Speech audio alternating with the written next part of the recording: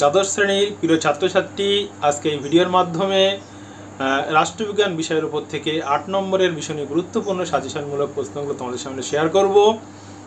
তার আগে তোমাদেরকে ছোট্ট একটি অনুরোধ, যদি চ্যানেলে নতুন হয়ে থাকো তাহলে অবশ্যই চ্যানেল সাবস্ক্রাইব করো এবং এই ধরনের ভিডিও সবার আগে পেতে পাশে থাকা বেল আইকনে ক্লিক করে অল নোটিফিকেশন অন করে রাখো।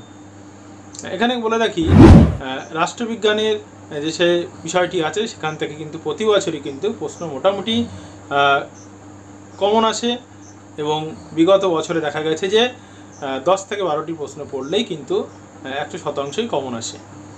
আমি তোমাদেরকে এখন যে প্রশ্নগুলো দিচ্ছি সেই প্রশ্নগুলো তোমরা সারা বছর রেডি করো এবং আমি তোমাদেরকে বলবো এই প্রশ্নগুলো তোমরা শুধু মুখস্থ করবে না, খাতায় বারবার করে লেখো, তাহলে কিন্তু তোমরা এখানে প্রত্যেকটি প্রশ্নে 8-এ 8 অর্থাৎ 5টি কোশ্চেন তোমাদেরকে লিখতে হয়, 5-8 40 নম্বর এবং এই 40-এ তুমি কিন্তু 40-এ 40ই কিন্তু পেতে পারো। এবং এখানে 40 পেলে যে শর্ট প্রশ্নগুলো থাকবে সেগুলো কিন্তু মোটামুটি বাঁধাধরা ছকের মধ্যেই আসে। তাই রাষ্ট্রবিজ্ঞানে তুমি কিন্তু একটা ভীষণ ভালো কিন্তু একটা নাম্বার তুমি কিন্তু পেয়ে যাবে। এবং আমি যে প্রশ্নগুলো দিচ্ছি এখানে পরীক্ষার যেহেতু এখন অনেক দিন বাকি আছে, তাই সারা বছর ধরেই প্র্যাকটিস করো। আমি পরীক্ষার অনেক আগেই যেহেতু দিয়ে দিচ্ছি এই কারণেই যে সারা বছর ধরে তোমরা যদি এগুলো প্র্যাকটিস করো তাহলে তোমরা পরীক্ষাতে 100%ই কমন পাবে এবং এগুলো ভীষণ ভালো করে তোমরা পরীক্ষাতে লিখে আসতে পারবে। তাই মোটামুটি একটা সময় করে তোমরা চেষ্টা করো 10 থেকে 12টি যে প্রশ্ন আমি তোমাদেরকে দিচ্ছি সেগুলো ভীষণ ভালো করে রেডি করা, যাতে তোমাদের পরীক্ষার আগে কোনো চাপ না থাকে এবং তোমাদের নভেম্বর মাসে যে টেস্ট পরীক্ষা হবে সেখানেও কিন্তু তোমরা কিন্তু এই সাজেশনমূলক প্রশ্নগুলো থেকে কিন্তু কমন পাবেই পাবে। এবং ফাইনাল যে পরীক্ষা সেই ফাইনাল পরীক্ষাতেও কিন্তু এর বাইরে কিন্তু প্রশ্ন আসবে না। তাই 100%ই তোমরা কিন্তু এখান থেকে কমন পাবে এবং ভীষণ ভালো করে এই প্রশ্নগুলো তোমরা রেডি করো। তাহলে চলো দেখে নাও আজকে সাজেশনমূলক প্রশ্নগুলো। এবং এখানে বলে রাখি, ইতিমধ্যে ইতিহাসের সাজেশন পোস্ট করা হয়েছে এবং আগামী দিন এডুকেশন সহ অন্যান্য বিষয়ে সাজেশনমূলক ভিডিওগুলো পোস্ট করা হবে এবং চেষ্টা করা হবে নোটস দেওয়ার এবং সেই সঙ্গে সঙ্গে ছোটো যে প্রশ্নগুলো সেগুলো গুরুত্বপূর্ণ ছোটো প্রশ্ন 1 নম্বরের প্রশ্ন সেগুলো তোমাদের সামনে তুলে ধরবো। আশা করি সেগুলো তোমরা পড়লে তোমরা কিন্তু কমন পাবেই পাবে, বা যে 40 নম্বরের ছোটো প্রশ্ন আসে সেখান থেকে তোমরা কিন্তু অনায়াসে 30 থেকে 35 নম্বর তোমরা কিন্তু পেয়ে যাবে। তাই অবশ্যই চ্যানেল সাবস্ক্রাইব করে আমাদের পাশে থাকো। তাহলে চলো দেখে নাও আজকের গুরুত্বপূর্ণ সাজেশনমূলক প্রশ্নগুলো। দেখে নাও প্রথম অধ্যায় থেকে প্রথম প্রশ্ন, ক্ষমতা বলতে কি বোঝো? ক্ষমতার মূল উপাদানগুলি সংক্ষেপে বর্ণনা করো। এটি কিন্তু ভীষণ ইম্পর্টেন্ট একটি প্রশ্ন। 2, জাতীয় স্বার্থ কাকে বলে? জাতীয় স্বার্থ রক্ষার বিভিন্ন উপায়গুলি উল্লেখ করো। এটিও ভীষণ গুরুত্বপূর্ণ একটি প্রশ্ন। 3, বিশ্বায়ন কাকে বলে? বিশ্বায়নের প্রকৃতি আলোচনা করো। এটি কিন্তু কার্যত প্রায় আশা নিশ্চিত বলা যেতে পারে। অথবা আসতে পারে বিশ্বায়নের সংজ্ঞা লেখো, বিশ্বায়নের বিভিন্ন রূপ পর্যালোচনা করো।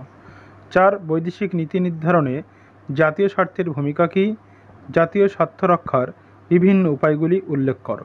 এই 4টি প্রশ্নে তোমরা পড়লে একটি কমন পাবে, তার সঙ্গে 2টি প্রশ্নও কিন্তু কমন পেতে পারো। দ্বিতীয়, তৃতীয় ও চতুর্থ অধ্যায় থেকে কোনো বড় প্রশ্ন থাকবে না। তারপরে দেখে নাও পঞ্চম অধ্যায়ের এবং এই অধ্যায়ের প্রথম প্রশ্ন 5 নম্বর প্রশ্ন, উদারনীতিবাদ কাকে বলে? উদারনীতিবাদের মূল বৈশিষ্ট্যগুলি আলোচনা করো। এটি কিন্তু পরীক্ষায় আসা কার্যত প্রায় নিশ্চিত বলা যেতে পারে। 6, ষষ্ঠ অধ্যায় থেকে প্রশ্ন, এক কক্ষ বিশিষ্ট আইনসভার পক্ষে ও বিপক্ষে যুক্তি দাও। এখানে অথবা দিয়ে আরেকটি প্রশ্ন করতে পারো, দ্বিকক্ষ বিশিষ্ট আইনসভার পক্ষে ও বিপক্ষে যুক্তি দাও। 7, ক্ষমতা স্বতন্ত্রীকরণ নীতি বলতে কী বোঝো? কঠোর ক্ষমতা স্বতন্ত্রীকরণ নীতি সম্ভবও নয়, কাম্যও নয়। মন্তব্যটির যথার্থতা বিচার করো। 8, ক্ষমতা স্বতন্ত্রীকরণ নীতির পক্ষে ও বিপক্ষে যুক্তিগুলি আলোচনা করো। 9, আধুনিক রাষ্ট্রে শাসন বিভাগের কার্যাবলী আলোচনা করো। সপ্তম অধ্যায়ের প্রথম প্রশ্ন দেখে নাও 10 নম্বর প্রশ্ন, ভারতের রাষ্ট্রপতির ক্ষমতা ও কার্যাবলী আলোচনা করো। এটিও কিন্তু পরীক্ষায় আসা কার্যত প্রায় নিশ্চিত বলা যেতে পারে। এখান থেকে 5, 6, 10 দাগের প্রশ্ন এবং 7 দাগের প্রশ্ন এই কটি কিন্তু ভীষণ ভালো করে তোমরা কিন্তু রেডি করবে। এরপরে দেখে নাও 11 দাগের প্রশ্ন, ভারতের কোনো একটি রাজ্যের মুখ্যমন্ত্রীর ক্ষমতা ও পদমর্যাদা আলোচনা করো। এটি কিন্তু পরীক্ষায় কার্যত আসা প্রায় নিশ্চিত বলা যেতে পারে। এরপর দেখে নাও অষ্টম অধ্যায়ের প্রথম প্রশ্ন এবং 12 নম্বর প্রশ্ন, ভারতীয় পার্লামেন্টের ক্ষমতা ও কার্যাবলী আলোচনা করো। এটিও কিন্তু পরীক্ষায় আসা প্রায় নিশ্চিত বলা যেতে পারে। 13, ভারতীয় পার্লামেন্টের আইন পাশের পদ্ধতি ব্যাখ্যা কর। 14 পশ্চিমবঙ্গের বিধানসভার অধ্যক্ষের ভূমিকা পর্যালোচনা করো। এখানে 11 দাগ এবং 12 দাগ ভীষণ ভালো করে রেডি করবে। বাকি দুটি প্রশ্ন মোটামুটি তোমরা দেখে রাখবে।